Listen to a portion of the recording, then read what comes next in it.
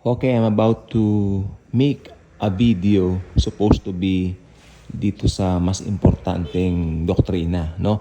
Pero mamaya na po yun. Ito lang po muna tayo. I'm not saying that this is not important, pero kumpara doon sa papaliwanag ko mamaya ay mas importante po yun. Dahil marami pong tanong doon. Doctrinal po yun. No? Ito yung pang-araw-araw natin na pinag-uusapan yan. Tingnan nyo sa picture, oh. Di ba? First, nag-rapture. Okay. Then, the beginning of sorrows.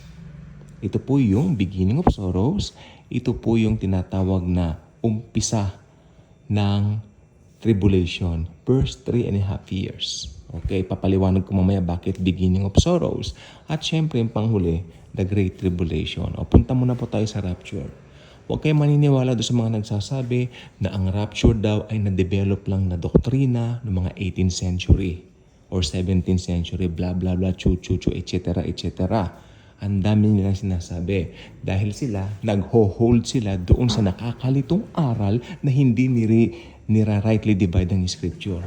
Sabi ko po sa inyo, nakapakinig ako, nahilo-hilo ako sa paliwanag niya kasi wala naman siyang mapaliwanag na solid na foundation mula sa scripture. Nagbibigay ng mga talata out of context. Mahihilo po kayo. Pero hindi ko papapangalanan dito. Opo. At yung isa po, personal namin kakilala, pastor po siya at hindi siya naniniwala magra-rapture. It's so sad. It's so sad. Tapos bumili po ng bagong sasakyan. Biniro namin. Kaya pala ayaw mo mag-rapture. Ikaw na tao ka ako. Bili ka ng bili ng sasakyan mo. Mas gusto mo dito sa lupa, no? Ako. Biniro ko lang naman. Siguro nga, mas gusto niya rito. Bahala siya. Paganda rin ng paganda ang daigdig. Pero hanga ako sa taong ito sa preaching niya ng grace. Sa totoo lang. So, alam niyo, may mga dahilan ng tao. Bakit nga ba? Ayaw paniwalaan yung mga obvious na katotohanan. Huwag na tayo makipag-debate, ano? Sasakit lang ulo natin. Then pinagbigyan namin, given a chance to explain his side of the usapin.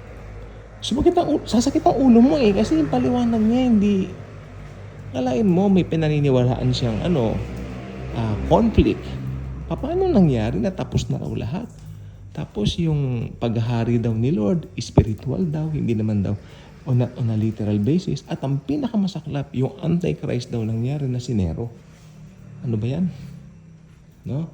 Huwag kayong maniniwala doon sa mga nagsasabi na doktrinang bago ang rapture. Ang rapture po biblical. Okay. Nakalagay po sa Bible, may pagdagit na mangyayari. Nasa 1 Thessalonians po yan, sabi niya, hindi mauuna. Yes. Hindi tayo mauuna dun sa mga namatay na. Diba? Sapagkat sila muna tapos tayo susunod tayo. Ikokot tayo sa air. Paulit-ulit na parang silang plaka to eh. Iaakit tayo sa air to meet the Lord in the air. Hindi po sa side ng mga panya rito. Ang daling unawain pag gusto mong unawain. Ang rapture po ay biblical doctrine. At ayaw ko po siyang tawagin doctrine. Mas gusto ko siyang tawagin revelation. Nag-iingat rin ako sa mga salita. Dahil kay Pablo lang naman inireveal yan dahil ang rapture, uulit-ulitin ko, para sa mga Gentiles po yan, parang tayo. Iba ang dealing ng Panginoon sa mga Hudyo. Maniwala po kayo. Kasi, ito na po tayo susunod. Ito na po yung the beginning of sorrows. Bakit nga ba tinawag na beginning of sorrows to? Beginning pa lang eh. Nandun na po yung sagot. Beginning pa lang kasi. Nag-uumpisa pa lang. It just started. Okay? May sorrows na po dito kasi unang-una, nalito yung mga tao. Bakit nawala yung bilyon-bilyong tao sa mundo? Milyong-milyong tao nawala, nag-disappear bigla. At yung iba dito mga kamag-anakan nila, ba't nawala? So doon pa lang medyo lito sila. Na-imagine niyo ba yung day after the rapture? Litong-lito yung mga naiwan. What happened? Blah, blah, blah, chu-chu-chu. Pero, makinig po.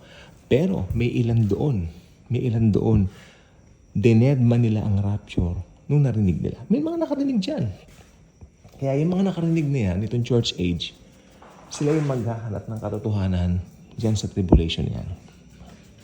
Sila yung mga tatanggi sa mark of the beast. Dahil pipiliin nila magpapugot na lamang ng ulo kaysa magpatatak ng mark of the beast na ikapupunta nila forever sa impyerno. Wise decision enough, pero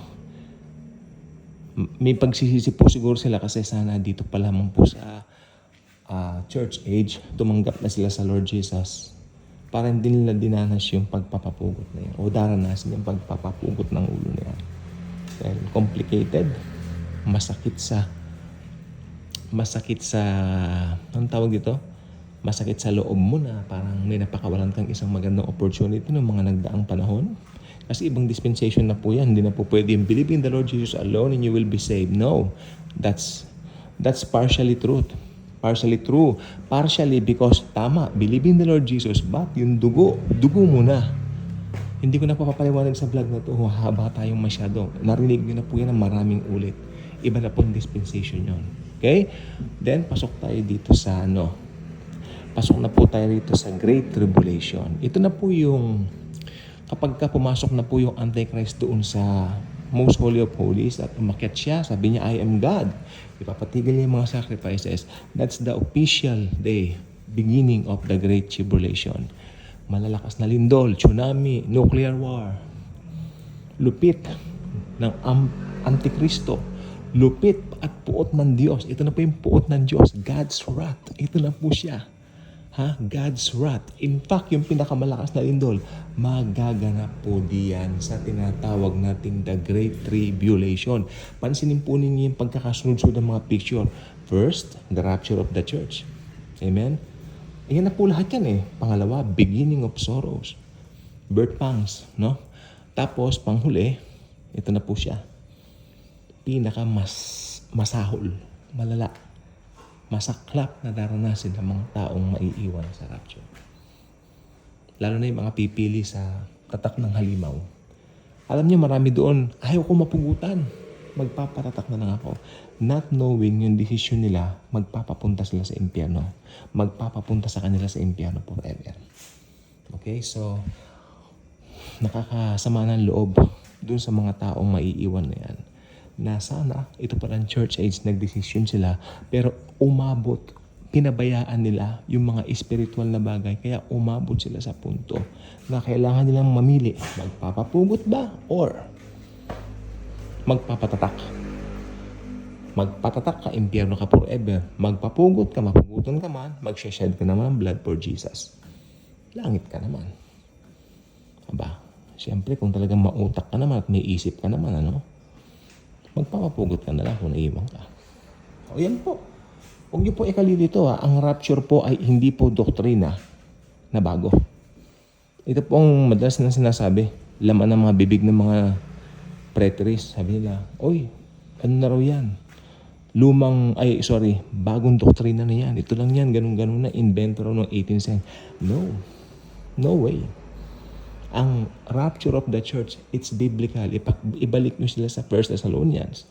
Meron pang isang rapture verse. Sabi ni Jesus, I will go and prepare a place for you or mansion for you in heaven. Then I will come unto you and to take you unto myself. Ayun po yung rapture. Verse po yan ng rapture. Napakadali pong intindihin, sabi ko nga po kanina, kung nais intindihin. Amen? So, wag nating sukatikali ito. Again, tingnan po nyo yung chart, Maganda po kasi yan Tingnan nyo. Rapture of the church. Huwag na kayong malilito, okay? Tapos, susunod, the beginning of birth pangs. And, panghuli, the Great Tribulation. Sakop po sa Great Tribulation na yan. Yung kalupitan din ng Antikristo. At saka ng halimaw na magpapasamba sa mga tao. Magre-require ng pagsamba itong halimaw at uutusan niya ang tawag dito, itong false prophet na isagawa yung paggawa ng mga himala. So, tulungan sila. Trinity po yan, unholy Trinity. False prophet, syempre yung Antikristo, yung halimaw. At sino ang pinaka-head? Satanas, Satan. Yan po ay talagang mangyayari. Okay? Huwag tayong magpagulang bahala. Alam niyo, ang demonyo, ang gagawin niya, aalisin niya sa isip mo yung mga bagay na importante, Ipo-focus ka niya doon sa mga bagay na hindi importante at pag mumukhain niyang importante yun, na yun ang magiging priority mo hanggang sa mapabayaan mo hanggang sa mapabayaan mo kung ano yung pinaka-importante ang makakilala sa Panginoong Hesus. At pag napakawalan mo yun, meron kang pagdidesisyonan sa araw ng Great Tribulation. Ano yun? Ang magpatatak o magpapugot para kay Lord Jesus. The choice is yours. Bye-bye.